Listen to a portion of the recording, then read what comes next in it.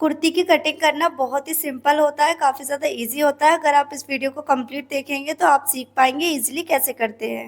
Hello guys, welcome to my new video. आज की video में हम सिंपल कुर्ती की कटिंग एंड स्टिचिंग सीखेंगे, किस तरीके से करेंगे। तो देखिए, इस कपड़े की लेंथ मैं आपको बता देती हूँ। तो देखिए, इसकी लेंथ जो है वो 43 इंच है एंड इसकी विड्थ भी मैं आपको मेज़र करके बता देती हूँ। तो देखिए, 23.5 इंच है, डबल में इसकी विड्थ। अब हमें कपड़ा फोल्ड करना है अपने साइज़ के अकॉर्डिंग। तो आपका जितना भी हिप साइज़ है उसका 1/4 पार्ट कीजिएगा, फिर उसमें 2 इंच ऐड कर लीजिएगा।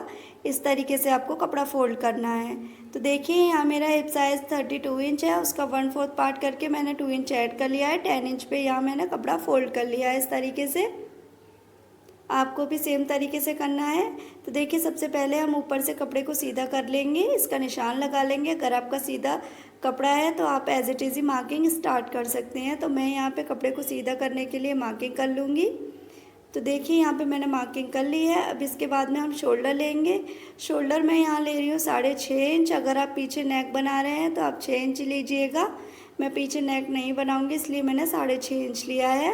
अब इसके बाद में हम इसका जो है आर्मोल लेंगे। आर्मोल भी मैंने 6.5 इंच ही लिया है। अब इसके बाद हम इसका चेस्ट साइज़ लेंगे। आपका जो भी चेस्ट साइज़ है उसका 1/4 पार्ट करके आप ले लीजिएगा। तो देखिए, यहाँ पे मैंने चेस्ट साइज़ के अकॉर्डिंग 8 इंच ले लिया है। अब इसके बाद में हम 2 इंच इसमें मार्जिन का ऐड कर देंगे। अब इसके बाद में हम कमर की मार्किंग करेंगे। कमर की मार्किंग आप 14 इंच पे कर सकते हैं, आप 13 इंच पे भी कर सकते हैं। तो देखिए, मैंने 13.5 इंच पे करी है। अब इसके बाद में हम इसकी कमर की मार्किंग के लिए 7 इंच पर मार्क कर लेंगे। 28 मेरी कमर है यहाँ पे।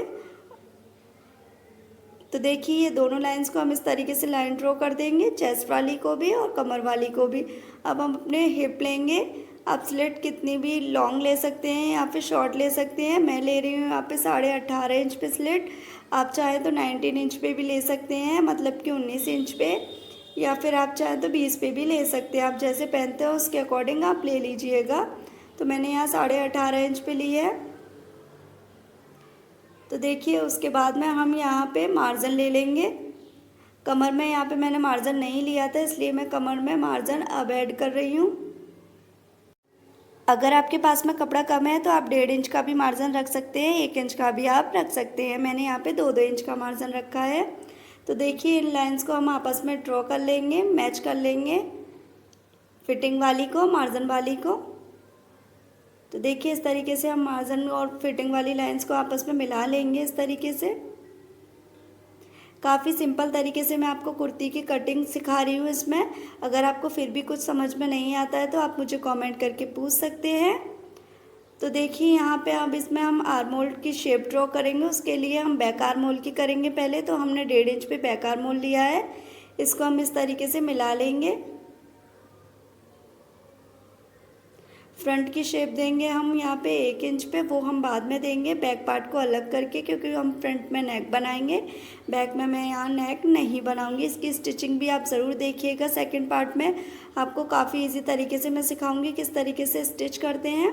तो देखिए, नेक यहाँ पे मैं ऐसे ही ड्रॉ करके आपको दिखा दे रही हूँ। वैसे मैं नेक यहाँ बुकरम पे बनाऊँगी। तो 3 इंच मैंने नेक की चौड़ाई रखी है। इसकी लेंथ आप अपने अकॉर्डिंग रख सकते हैं। मैंने यहाँ पे 7 इंच पे इसकी लेंथ रखी है। अब हम कुर्ती की लेंथ ले लेंगे, अपनी चॉइस के अकॉर्डिंग ले लीजिएगा आप। मैंने यहाँ पे रेडी लेंथ जो लूँगी मैं 40 इंच रखूँगी, उसमें 2 इंच ऐड करके मैंने 42 पे मार्क कर लिया है। और अपने हिप के अकॉर्डिंग ही यहाँ पे मैंने नीचे बॉटम की चौड़ाई रखी है। तो देखिए, इसी तरीके से हम इन लाइंस को भी मिला देंगे सीधे सीधे।